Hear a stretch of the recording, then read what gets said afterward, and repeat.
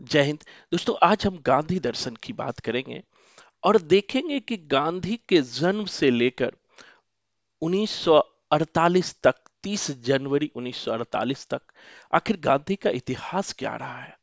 गांधी को हम क्यों जानते हैं। अगर सामान्य परिचय की बात करूं, मैं जन्म की बात करूं, जैसा कि स्क्रीन पर देख रहे हैं आप। गांधी का जन्म 2 अक्टूबर 1869 ईस्वी को गुजरात के एक छोटे से गांव पोरबंदर में हुआ था। 2 अक्टूबर, याद रखिएगा ये डेट। 2 अक्टूबर गांधी का इमेज है। 2 अक्टूबर 1869 गुजरात के पोरबंदर में इन गांधी जी का जन्म हुआ था। अगर गांधी की शिक्षा की मैं बात करूं, तो Gandhi Alfred high school Rajkot में सबसे पहले दाखिला लिया था 1887 में। फिर वो पढ़ने के लिए इंग्लैंड जाते हैं, लंदन जाते हैं। और कुछ मैं उपाधियों की बात करूं, तो महात्मा सबसे पहले ये उपाधि 1915 ईस्वी में राजवैद्य जीवाराम ने कालिदास जीवाराम कालिदास ने संबोधित किया था।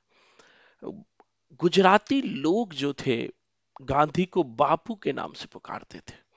वही सुभाष चंद्र बोस ने पहली बार गांधी को राष्ट्रपिता के नाम से पुकारा था। गांधी का जन्म की मैं बात करूं, तो गांधी जी का जन्म 1869 में हुआ था। और मैं गांधी के विवाह की बात करूं, तो कस्तूरबा बाई से गांधी जी का विवाह 1883 ईस्वी में हुआ था। फिर वो 1888 ईस्वी में, बहुत महत्वपूर्ण घटना है दोस्तों। अगर मैं घटना की बात करूं, तो गांधी के इतिहास को अगर आप देखोगे, तो 1888 ईस्वी में गांधी जो है, याद रखिएगा, 1888 ईस्वी में गांधी इंग्लैंड जाते हैं। कहाँ जाते हैं? इंग्लैंड जाते हैं। और इंग्लैंड में जाते समय बहुत इंपॉर्टेंट घटना है, इनको हमें याद रखिएगा। इनके माता जी ने यूनिवर्सिटी ऑफ लंदन पढ़ने के लिए जाते हैं, जैसे स्क्रीन पर आप देख रहे हैं। तो इनकी माँ ने कहा था कि आप मांस, शराब और स्त्रियों से दूर रहना। लंदन जाते समय गांधी जी के जो पेरेंट्स, माँ थी, उन्होंने कहा था मांस, शराब और स्त्रियों से दूर रहने की बात गांधी को कहा था। और इस बात को गांधी जी ने जीवन भर याद रखा। दोस्तों, गांधी सार्वभौम कुटुंब कम्ब में विश्वास रखते थे। इसीलिए गांधी सभी धर्मों की शिक्षा लेने का प्रयास करते रहे। और जब गांधी जी 1888 में स्कूल यूनिवर्सिटी ऑफ लंदन से पढ़ाई करके भारत लौटे, बैरिस्टर की उपाधि लेकर के जब भारत लौटे, तो एक लंबे समय तक वकालत का प्रयास करते रहा। लेकिन इन्हें गांधी को सफलता नहीं मिले। तो इसी दौरान 1893 ईस्वी के आसपास, जो एक महत्वपूर्ण घटना के रूप में जाना जाता है, तो जो दक्षिण अफ्रीका के एक व्यापारी आपस के झगड़े को सुलझाने के लिए गांधी जी को बुलाते हैं। और जब गांधी जी साउथ अफ्रीका जाते हैं, तो एक लंबे समय तक गांधी जी साउथ अफ्रीका में देते हैं। इसीलिए गांधी को जैसे भारत में याद किया जाता है, वैसे ही साउथ अफ्रीका में भी याद किया जाता है। अगर साउथ अफ्रीका की बात मैं करूं, तो गांधी जी को साउथ अफ्रीका में के लोग आज भी जो है, बड़े ही प्रेम से याद करते हैं। खास करके मैं नेल्सन मंडेला क्या नाम लूं। जो नेल्सन मंडेला जी थे, वो साउथ अफ्रीका के थे, राष्ट्रपति भी रहे थे। और उसे दक्षिण अफ्रीका का गांधी के नाम से भी जाना जाता है। गांधी जी पहली बार सत्याग्रह जो है 1906 ईस्वी में साउथ अफ्रीका में ही किए थे। उस समय साउथ अफ्रीका में काले गोरे का बहुत ज्यादा भेद था। दक्षिण अफ्रीका में भी अंग्रेजों का ही शासन था। जिस कारण से गांधी जी का एक बहुत बड़ा योगदान होता है कि वह अंग्रेजों के खिलाफ साउथ अफ्रीका में भी लड़ते हैं और पहला सत्याग्रह वो साउथ अफ्रीका में करते हैं। 1906 में साउथ अफ्रीका का ही आप इमेज देख रहे हैं। 1906 ईस्वी में गांधी जूलू जूलू विद्रोह के समय, जूलू जनजाति है साउथ अफ्रीका का दोस्तों, तो उसी जूलू जनजाति के विद्रोह में एक महत्वपूर्ण भूमिका निभाते हैं। 1893 से 1915 तक गांधी साउथ अफ्रीका में रहते हैं। साउथ अफ्रीका के बाद गांधी का भारत आगमन होता है और भारत आगमन के बाद गांधी जी के राजनीतिक गुरु गोपाल कृष्ण गोखले को माना जाता है। जब पहली बार गांधी दक्षिण अफ्रीका से भारत आते हैं तो गोपाल कृष्ण गोखले उनसे कहते हैं कि दक्षिण अफ्रीका का वातावरण अलग था, दक्षिण अफ्रीका का इतिहास अलग था। तुम कभी ऐसा मत करना कि आते के साथ आंदोलन शुरू करो। पहले तुम पूरे भारत की यात्रा करो, पूरे भारत को जानो।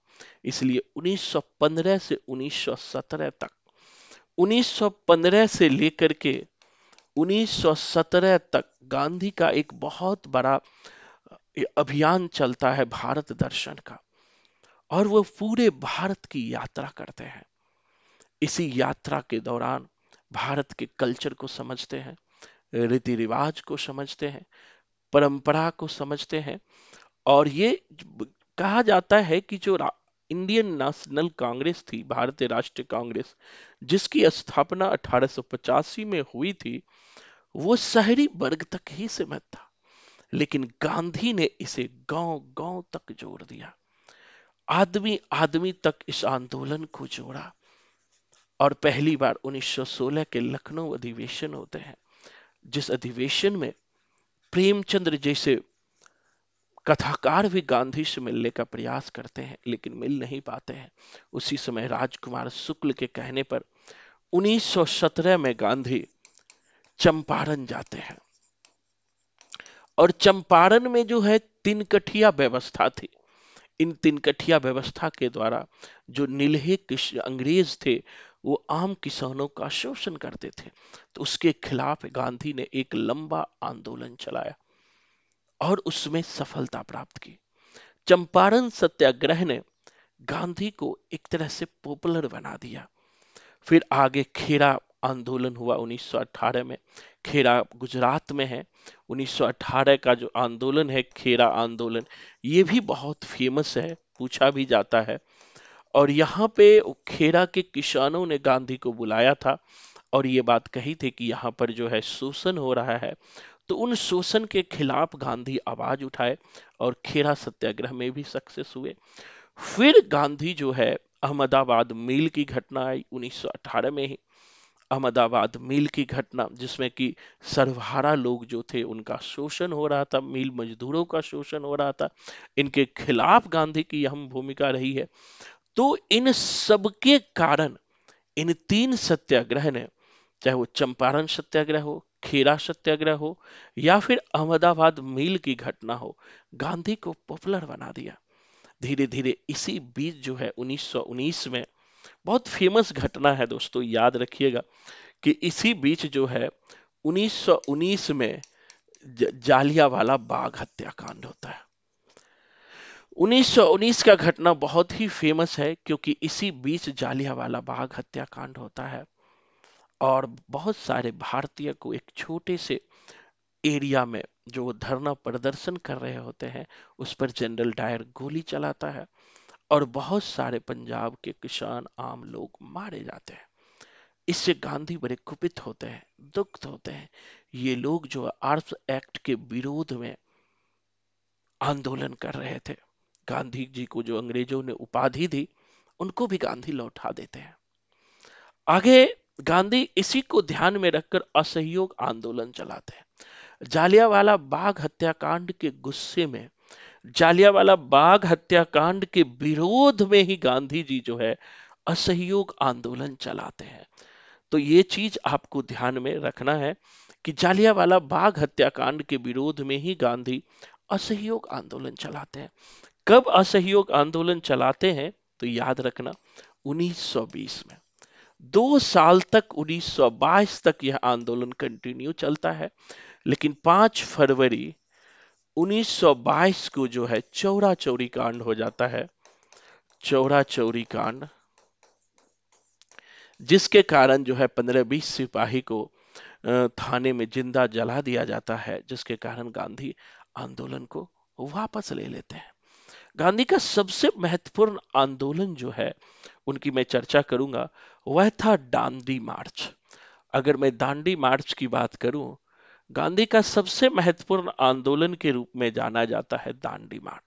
जैसा कि स्क्रीन पर आप देख रहे हैं, ये दांडी मार्च 1930 में शुरू हुआ था। 12 मार्च से 6 अप्रैल 1930। ये एक बहुत महत्वपूर्ण घटना है, अगर पूरी वीडियो को देखिएगा।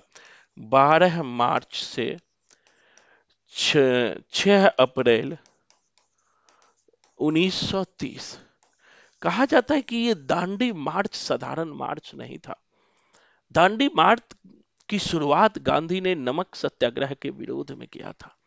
नमक सत्याग्रह यानी नमक हर व्यक्ति के लिए जरूरी होता है, लेकिन अंग्रेजों ने इस नमक पर भी जो है टैक्स लगा दिया था।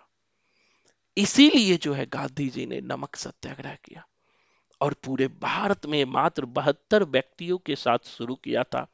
जैसा कि स्क्रीन पर आप देख रहे हैं, मात्र 72 व्यक्तियों के साथ इन्होंने शुरू किया था और यह आंदोलन जो है पूरे भारत में फैल गया। और अलग अलग इस आंदोलनों में लोग अलग अलग मुद्दे जुड़ते गए और हर मुद्दे में गांधी जी को आधार बना करके यह आंदोलन पूरे देश में फैल गया। इसी तरह से जो दूसरी महत्वपूर्ण घटना थी, गांधी का जो बड़ा आंदोलन था जिसकी मैं चर्चा करूं, वह था भारत छोड़ो आंदोलन।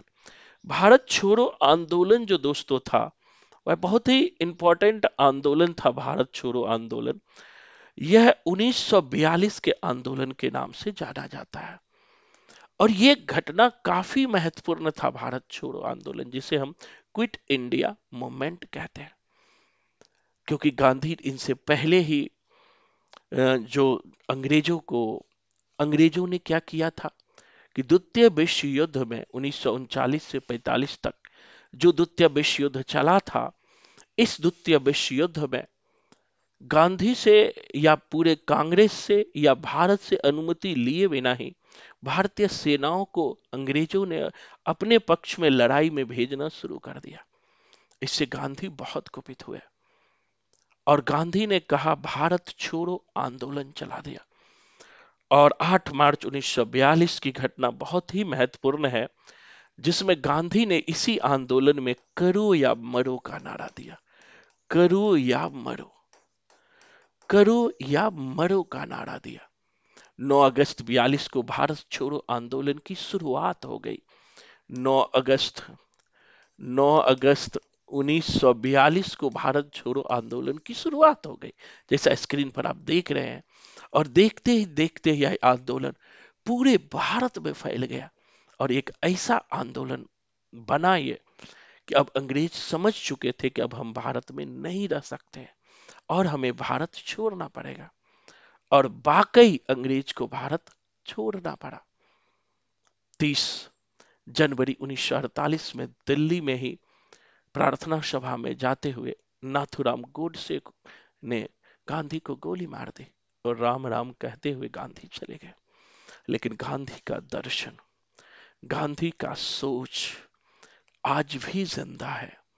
चाहे गांधी का दर्शन सर्वोदय का हो, चाहे गांधी का दर्शन ट्रस्टीशिप का हो, चाहे गांधी की राम राज्य की भावना हो, चाहे गांधी का असत्य और अहिंसा हो, हर दर्शन को हम आज भी याद करते हैं। गांधी के बुक जो यंग इंडिया हो, उनके पत्र Harijan, Navjivan, India, Indian opinion, Hind Swaraj, conquest of self, ये सब चीजें गांधी और अंबेडकर को लेकर बहुत सारे विवाद रहे हैं, जिनकी चर्चा मैं आगे करूंगा कि दोनों के दर्शन में मूल अंतर क्या था। दोस्तों, जहां गांधी वर्ण व्यवस्था के पक्षधर थे, वही अंबेडकर जाति व्यवस्था के विरोधी थे। गांधी वैदिक दर्शन के समर्थक थे, वैदिक दर्शन में वो विश्वास करते थे। वही अंबेडकर पाश्चात्य दर्शन के समर्थक थे और भारत में वह बौद्ध दर्शन के समर्थक थे। तो गांधी का एक बहुत बड़ा एरिया है। तो अभी और भी हम चर्चा करेंगे नेक्स्ट वीडियो में। तो आज के लिए इतना ही। नेक्स्ट क्लास में हम गांधी दर्शन की बात करेंगे। जय हिंद, धन्यवाद।